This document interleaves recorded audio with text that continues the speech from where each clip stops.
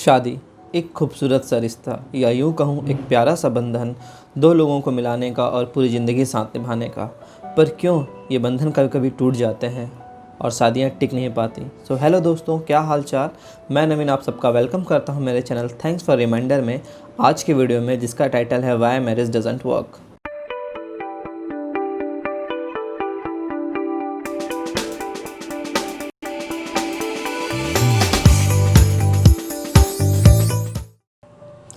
किसी भी रिश्ते में कड़वाहट तब आ जाती है जब हमारे बात करने का तरीका गलत होता है।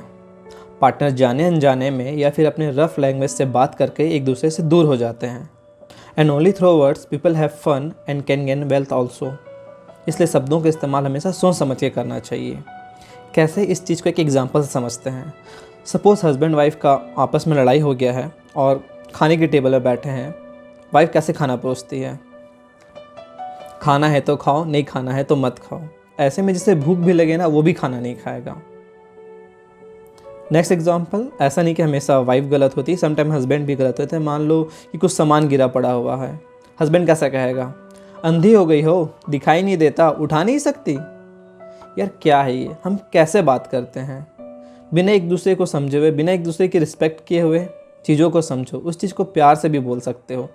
चलो ठीक है, आपका दिमाग ख़राब है, आप गुस्से में, आपने ऐसा बोला, तो क्या सामने वाले का भी दिमाग ख़राब करोगे, उसे भी गुस्सा दिलाओगे। ये जो छोटी छोटी चीज़ें होती हैं ना, यही आगे चल के बड़ी बन जाती हैं। और कहा भी गया है, छोटी छोटी लड़ाइयों पे अगर ध्यान दोगे तो बड़ी लड़ाई नहीं होगी। वैसे अगर छोटी छोटी बातों पे ध्यान दोगे तो बड़ी बात नहीं होगी, तो फिर बात बड़ी नहीं होगी। इसलिए बातों का, शब्दों का इस्तेमाल सोच समझ के करना चाहिए। कि आप कैसे बात करते हैं वो ज़्यादा ज़रूरी होता है। वैसे भी मैंने अपने पहले वीडियो में इस चीज़ को अच्छे से क्लियर किया है कि आप क्या कहते हो से कहीं ज़्यादा इम्पॉर्टेंट होता है कि आप उस चीज़ को कैसे कहते हो। Next point, never discuss about your past and no need to seek any explanation about it.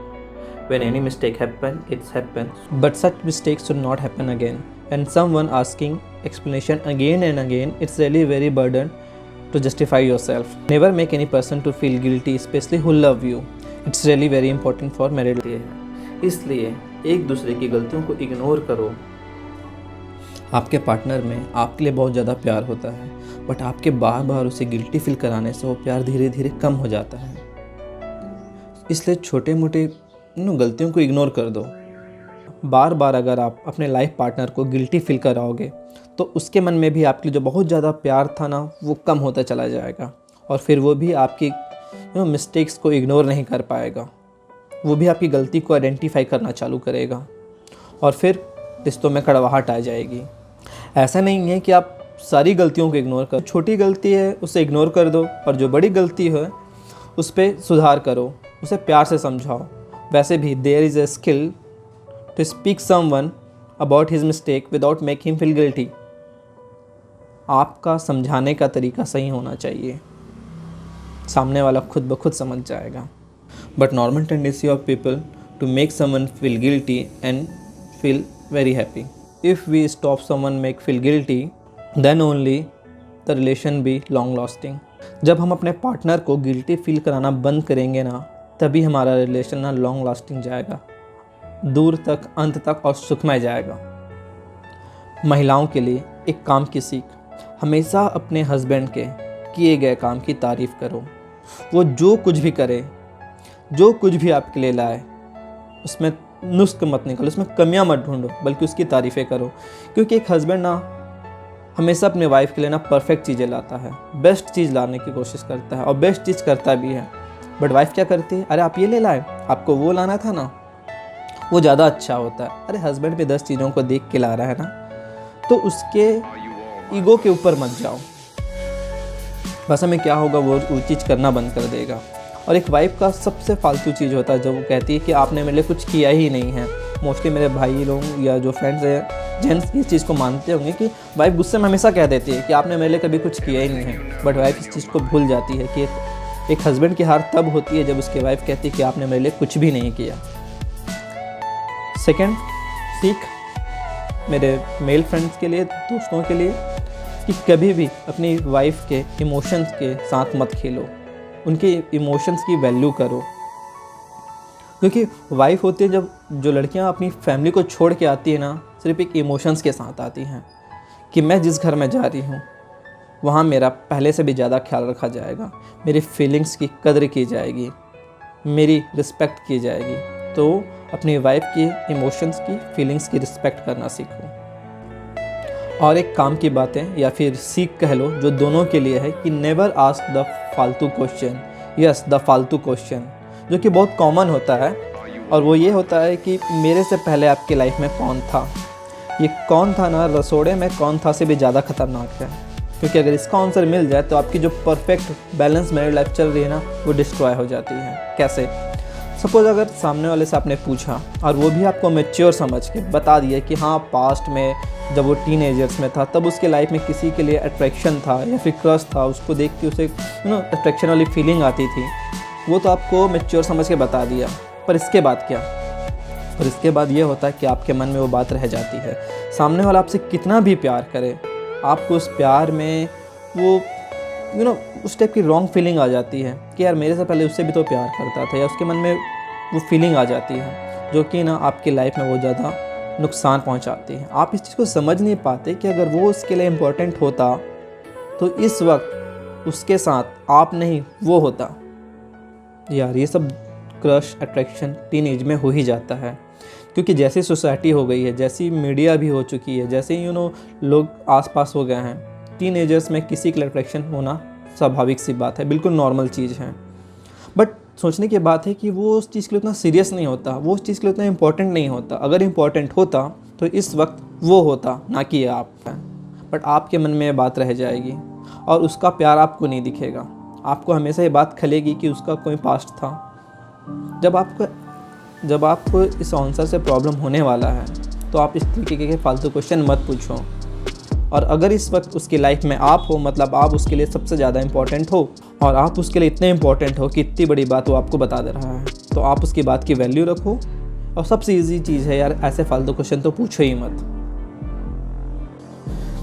Next point, always represent your partner in a very right way. हर किसी को अपने पार्टनर को अपने फैमिली में या कहीं भी रिप्रेजेंट करने का तरीका बिल्कुल सही होना चाहिए। एक आपके उसके बीच में जैसे भी प्रॉब्लम हो कुछ देर बाद वो सॉल्व हो जाएगी, लेकिन अगर आप टेंशन में या फिर गुस्से में आके अपने पार्टनर को अपने फैमिली में या किसी के भी सामने रॉन्ग वे में रिप्रेजेंट करते हो तो उस इंसान के मन में आपके पार्टनर के लिए वैसी एक इमेज बन जाएगी जिससे बाहर निकलना उसके लिए बहुत ज़्यादा ही मुश्किल हो जाएगा। तो इस छोटी सी चीज़ का भी ख्याल रखें।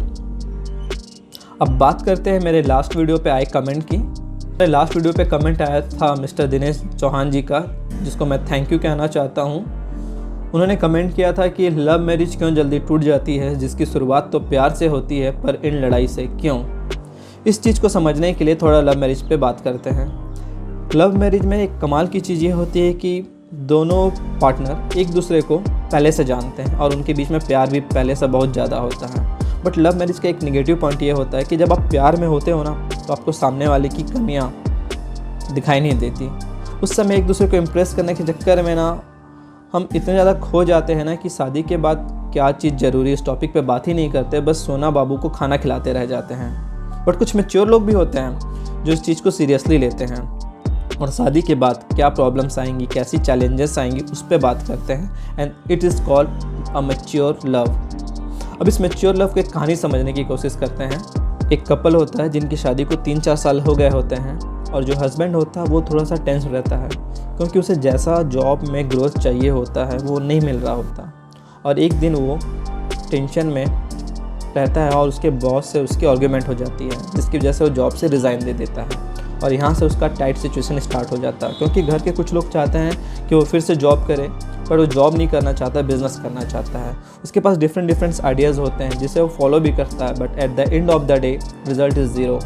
और इतने ज़ीरो मिलने के बाद भी वो नर्वस नहीं होता, डिप्रेशन में नहीं जाता। क्यों? क्योंकि उसे उसके फैमिली का प्रॉपर सपोर्ट भी मिलता है और इसी सपोर्ट के साथ वो अपने दिन की शुरुआत एक फ्रेश मॉर्निंग के साथ करता है, एक प्रॉपर एनर्जी के साथ करता है।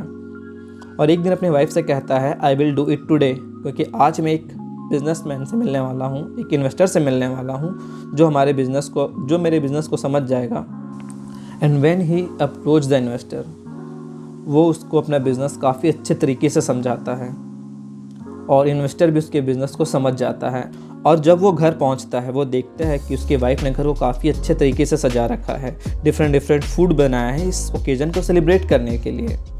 वो अपने वाइफ के पास जाता है और उसे गुड न्यूज़ सुनाता है। उसकी वाइफ कहती है यस आई नो, चलो डिनर करते हैं। और जब वो डिनर करने बैठते हैं तब उसकी वाइफ टेबल के किनारे पड़े एक कार्ड की ओर इशारा करती है। हस्बैंड उस कार्ड को उठाता है और पढ़ता है, जिस पर लिखा होता है congratulation my love, I know you can do this entire house, this dinner table, इस candle light, festive meals tell you that how much I love you. और वाइफ एक एक डिश बड़े प्यार से उसे परोसती है। और जब वाइफ डिज़र्ट लेने किचन में जाती है तो उसके पॉकेट से एक कार्ड गिरता है।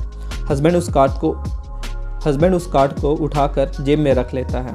और डिनर ख़त्म करके जब वाइफ वापस किचन में जाती है साफ़ सफाई करने, तब वो कोने में जाके उस कार्ड को खोल के देखता है। और जब वो देखता है तो उसकी आंखों में आंसू आ जाते हैं। उस कार्ड में लिखा होता है डोंट वरी माई लव, कोई बात नहीं जो इस बार भी तुम फेल हो गए, I am with you, you deserve much more than that, this dinner table, this entire house, this candle light, all this things are to tell you that how much I love you. It's a unconditional love, doesn't matter कि तुम पास हुए या fail, मैं तुम्हारे साथ हूँ। ऐसी feeling ही एक इंसान को सक्सेस तक ले जाती है। और यही होता है एक प्रॉपर सपोर्ट एक वाइफ का एक हस्बैंड के लिए। दिस इज़ लव, चाहे परिस्थिति कैसी भी हो, कोई आपके साथ खड़ा हो, सबसे बड़ी बात होती है। सो दोस्तों, मैरिज लव हो या अरेंज, दोनों परफेक्ट हैं अगर उनके बीच में प्यार बना हुआ है एक मैच्योरिटी लेवल के साथ। सक्सेस में हमें अपने लाइफ पार्टनर का साथ तो चाहिए ही, लेकिन जब हम फेलियर होते हैं या फिर हमें रिजेक्शन मिलता है तब हमें ज़्यादा ज़रूरत होती है कि कोई तो हो जो हम पे बिलीव करे, कोई तो हो जो हमें सपोर्ट करे, कोई तो हो जो इस टाइट सिचुएशन में हमारे साथ खड़ा हो, कोई तो हो जो हमें अनकंडीशनली लव करे, जिसे फ़र्क नहीं पड़ता कि हम पास हुए या फेल, जिसे बस ये फ़र्क पड़ता है कि मैं हूँ उसके लिए और वो है मेरे लिए। ये फीलिंग बहुत ज़्यादा काम करती है दोस्तों। इस फीलिंग को समझो, और अगर पार्टनर एक दूसरे की इस फीलिंग की रिस्पेक्ट करते हैं, एक दूसरे को समझते हैं, तो एक ना एक दिन चाहे कितने भी अप एंड डाउन आए, हम वो अचीव कर लेते हैं अपने लाइफ में जो हमें सच में अचीव करना होता है, जो हमारा गोल होता है। और इस स्टोरी में जैसी अंडरस्टैंडिंग वाइफ की थी वैसी अंडरस्टैंडिंग हस्बैंड की भी होनी चाहिए, क्योंकि बोथ आर ह्यूमन बीइंग, दोनों को ही लव, केयरिंग एंड सपोर्ट के साथ साथ एक सेल्फ रिस्पेक्ट भी चाहिए होता है कि सामने वाला भी उसकी रिस्पेक्ट करे, उसे समझे। सो दोस्तों, लाइफ को अच्छे से एंजॉय करें, एक दूसरे की गलती को इग्नोर करें, गलती बड़ी होने पर उसे सुधार करें। और हाँ, सिर्फ क्यूट एंड सेक्सी कपल बन के ना रहें, बल्कि caring, loving and mature couple बने। अंत में दोस्तों, आप खुश रहें, स्वस्थ रहें, मस्त रहें, अपने अपने काम में व्यस्त रहें और ऐसे ही लविंग, केयरिंग, सपोर्टिंग पार्टनर बने। Because both are human being, दोनों को सेम चीज़ें चाहिए होती हैं। लाइक जो क्वालिटी आप अपने पार्टनर में ढूंढते हैं वही क्वालिटी आप खुद में पहले डेवलप करें, फिर आपकी मैरिड लाइफ काफ़ी स्मूथ और काफ़ी खुशहाल बनी रहेगी। और ये वीडियो मैं डेडिकेट करूँगा अपने उन सारे दोस्तों को, मेरे भाइयों को, मेरी बहनों को जिनकी रिसेंटली मैरिड हुई है, अभी 20 दिन की शादी हुई है। सो इस वीडियो को देखो, समझो और हाँ, फिर से एक बार कहूँगा, क्यूट सेक्सी कपल बनकर ही ना रहो, बल्कि केयरिंग, सपोर्टिंग लाइफ पार्टनर बनो। एक दूसरे से अनकंडीशनली लव करो, एक दूसरे को सपोर्ट करो और हाँ, एक अच्छी सी हैप्पी मैरिड लाइफ को एंजॉय करो। सिर्फ लाइफ को जियो नहीं, बल्कि उस मैरिड लाइफ को अच्छे से एंजॉय भी करो। और अगर आपको ये वीडियो पसंद आए तो मेरे इस वीडियो को लाइक करें, मेरे चैनल को सब्सक्राइब करें और कमेंट में मुझे बताएं कि इस वीडियो का कौन सा पॉइंट आपको सबसे ज़्यादा अच्छा लगा और नेक्स्ट वीडियो में किस टॉपिक पे बनाऊँ उसके लिए मुझे कमेंट करें। और अगर आपको ऐसा लगता है कि वीडियो आपकी किसी अपनों के भी काम आ सकता है तो इसे ज़्यादा से ज़्यादा शेयर करें।